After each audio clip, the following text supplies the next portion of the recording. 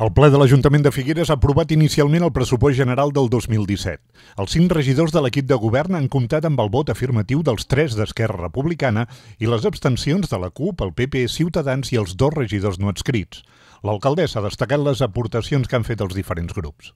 Un pressupost que des del punt de vista de la despesa corrent, de l'activitat corrent de la ciutat, aposta per un fort increment en cultura, en educació, en esports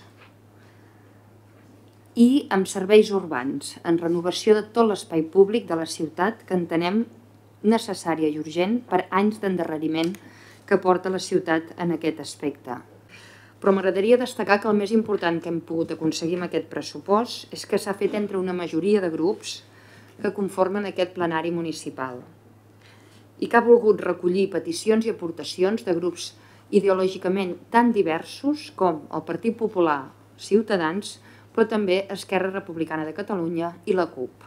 Tot això es troba incorporat en aquest pressupost municipal.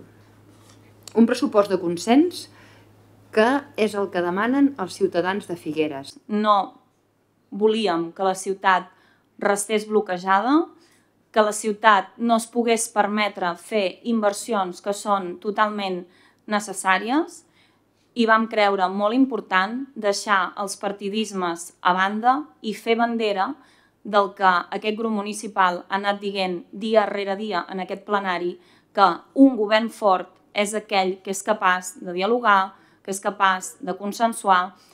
Davant aquesta excepcionalitat de context polític i social, la manca d'una majoria clara que impossibilita tenir un model de ciutat que tingui els suports suficients i la dramàtica situació de la ciutat, que avui és la tercera ciutat de comarques gironines amb més risc d'exclusió social. Considerem necessari que el debat entorn als pressupostos es centri en tots aquells aspectes que fan referència als serveis de les persones i, en definitiva, al benestar dels veïns i les veïnes de Figueres.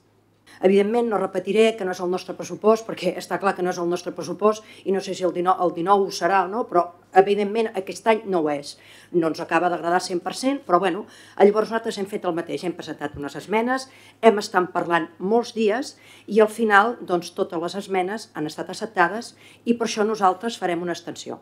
Farem una abstenció perquè creiem que això serà bo per Figueres i bueno, quan parlen també doncs, del tema social, crec que totes les nostres partides també fan molta referència a temas sociales.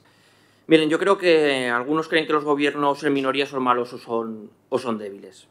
Pues para nosotros lo que significa es una oportunidad de cambio y abrir una ventana al diálogo. Por nuestros vecinos estamos dispuestos a salvar las diferencias, a firmar un documento muy exigente con su gestión y que permita el control y la ejecución presupuestaria, facilitando así la gobernabilidad de la ciudad con un presupuesto sabiendo que ustedes són els menys malos, però no els mejores. No deixa de ser una perllongació de l'agonia del govern. Té que haver-hi un moment en el que aquest govern canviï la seva estructura, es faci fort i es faci estable. Però és que això afecta a la ciutat i és el que més ens preocupa. Per tant, sense aquest govern fort i estable, Figueres seguirà en bona part paralitzada i necessitem canviar aquesta situació. Els 3 regidors del PSC i el de Compromís d'Esquerres han estat els 4 únics vots contraris a la proposta de pressupost.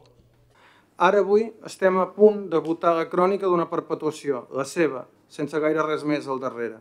I la paradoxa és que haurà d'empassar-se tota la política social que ha rebutjat des del mes de setembre. Com els nens petits, quan no volen menjar els pèsols per sopar, si no vols caldo, 3 tasses.